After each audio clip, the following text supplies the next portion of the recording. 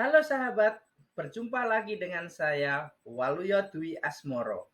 Kali ini saya akan memaparkan tentang analisis kebijakan pendidikan Merdeka Belajar, yaitu pengembangan RPP cukup satu halaman. Yuk kita bahas tentang RPP satu halaman ini.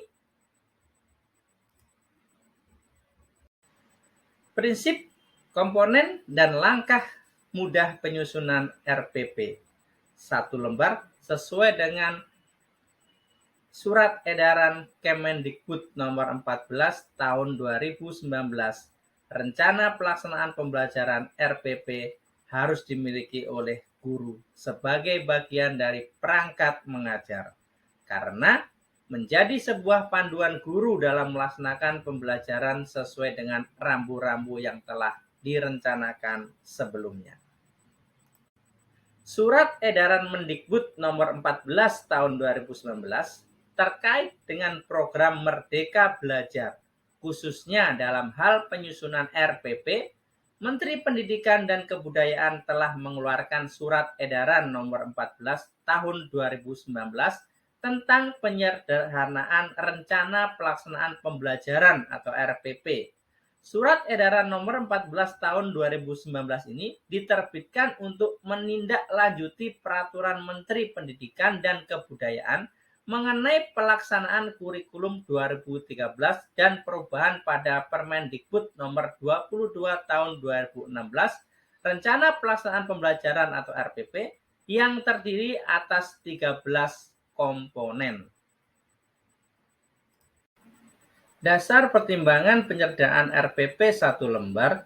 Pertimbangan penyederhanaan rencana pelaksanaan pembelajaran RPP adalah guru yang sering diarahkan untuk menulis rencana pelaksanaan pembelajaran atau RPP dengan sangat rinci, mempersiapkan dokumen RPP yang jumlahnya ribuan halaman tentu bukan pekerjaan mudah.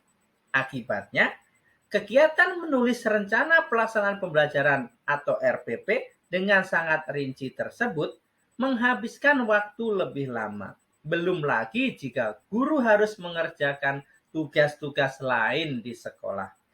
Waktu yang semestinya bisa digunakan untuk proses pembelajaran dan evaluasi terkuras untuk menyusun RPP. Alokasi waktu tersebut yang mana seharusnya bisa difokuskan untuk mempersiapkan dan mengevaluasi proses pembelajaran itu. Untuk efisiensi tenaga dan waktu guru, akhirnya Kemendikbud RI merampingkan substansi RPP melalui kebijakan Merdeka Belajar.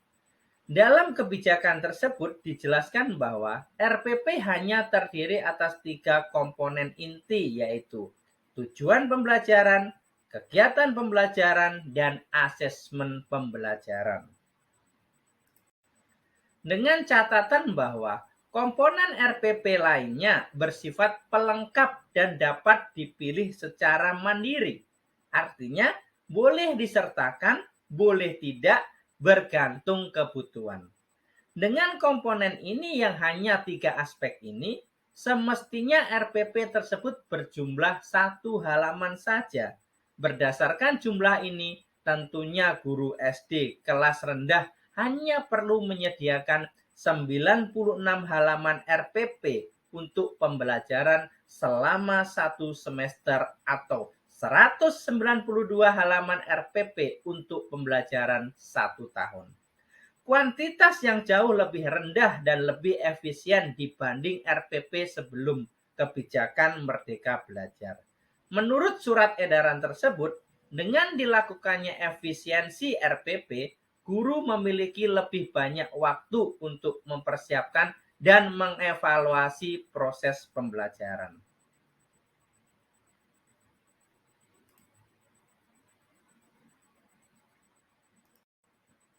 Di dalam surat edaran tersebut disampaikan beberapa hal sebagai berikut.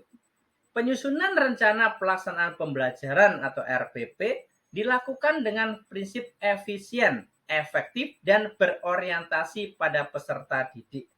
Bahwa dari 13 komponen RPP yang telah diatur dalam Peraturan Menteri Pendidikan dan Kebudayaan Nomor 22 Tahun 2016 tentang standar proses pendidikan dasar dan menengah yang menjadi komponen inti adalah tujuan pembelajaran, langkah-langkah kegiatan pembelajaran, dan penilaian pembelajaran atau asesmen, sedangkan komponen lainnya bersifat sebagai pelengkap. Sekolah, kelompok guru mata pelajaran sejenis dalam sekolah, kelompok kerja guru musyawarah guru mata pelajaran KKG atau MGMP, dan individu guru secara bebas dapat memilih, membuat, menggunakan, dan mengembangkan format RPP secara mandiri untuk sebesar-besarnya keberhasilan belajar peserta didik. RPP yang telah dibuat tetap dapat digunakan dan dapat pula disesuaikan dengan ketentuan sebagai dimaksud pada angka 1, 2, dan 3. Komponen-komponen RPP satu lembar di dalam penyederhanaan RPP hanya ada 3 komponen inti, yaitu tujuan pembelajaran, langkah-langkah kegiatan pembelajaran, dan penilaian pembelajaran atau asesmen, sedangkan komponen lainnya bersifat sebagai pelengkap. 1. Tujuan pembelajaran. Tujuan pembelajaran ditulis dengan merujuk pada kurikulum 2013 dan kebutuhan belajar peserta didik. Tujuan pembelajaran menggambarkan proses dan hasil belajar yang diharapkan dicapai oleh siswa sesuai dengan kompetensi dasar.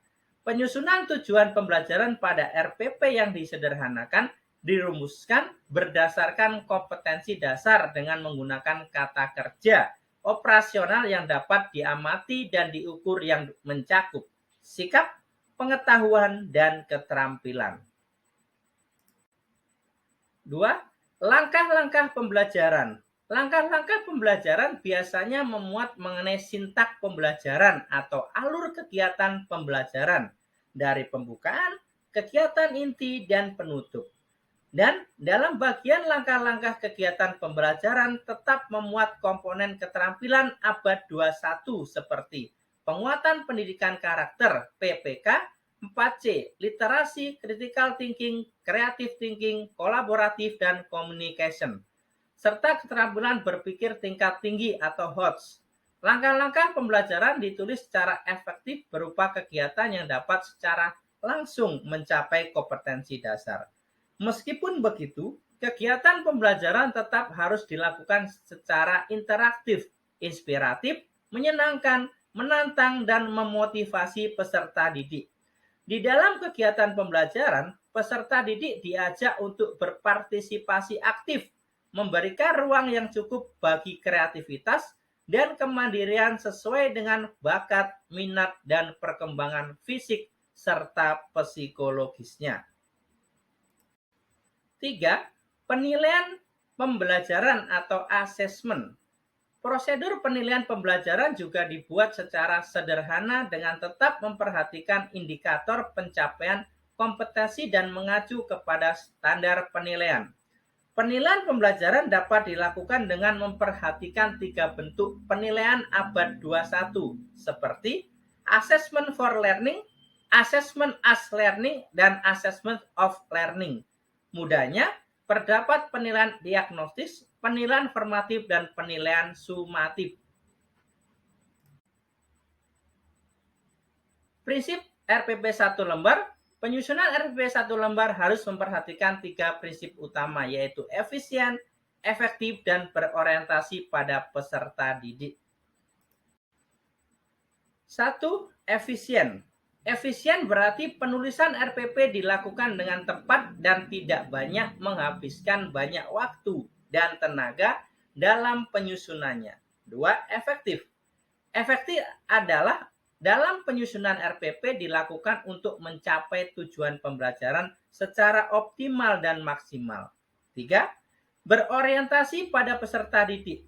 Penulisan RPP dilakukan harus berorientasi pada peserta didik. Ini berarti penyusunan RPP dengan mempertimbangkan kesiapan, ketertarikan, dan kebutuhan belajar peserta didik di kelas. 3. Langkah mudah membuat perencanaan pembelajaran. Agar pembuatan RPP sesuai dengan prinsip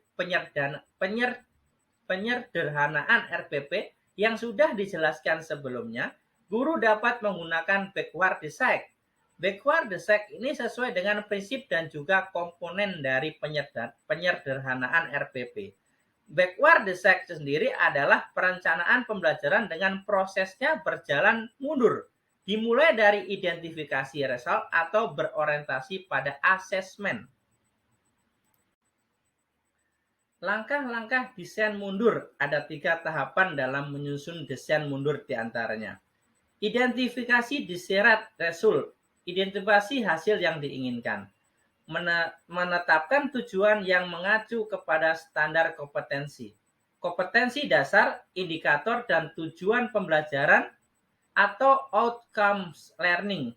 Tahap menentukan tujuan pembelajaran sebaiknya benar-benar berdampak secara nyata bagi siswa. 2. Determine acceptable evidence. Tentukan bukti yang dapat diterima. Bukti di sini maksudnya indikator atau tolak ukur keberhasilan yang dapat dilihat dan diukur. Di tahap ini silakan tentukan apa buktinya. Jika siswa telah memiliki pemahaman yang diharapkan dalam pembelajaran ini, bagaimana para guru akan mengetahui bahwa para siswa telah memenuhi tujuan-tujuan tersebut. Ini adalah sebuah assessment. 3. Plan learning experience dan instruction. Rencanakan pengalaman belajar dan instruksinya. Kemudian langkah berikutnya yang harus dilakukan adalah merencanakan kegiatan pembelajaran. Dengan merencanakan strategi, metode, dan aktivitas pembelajaran, apa yang tepat untuk mencapai tujuan dan sasaran pembelajaran tersebut. Demikian tentang pemaparan saya tentang Merdeka Pembelajaran mengenai RPP cukup 1 halaman saja. Sekian dan terima kasih. Semoga video kali ini bermanfaat untuk kita semua. Salam dan bahagia. Terima kasih.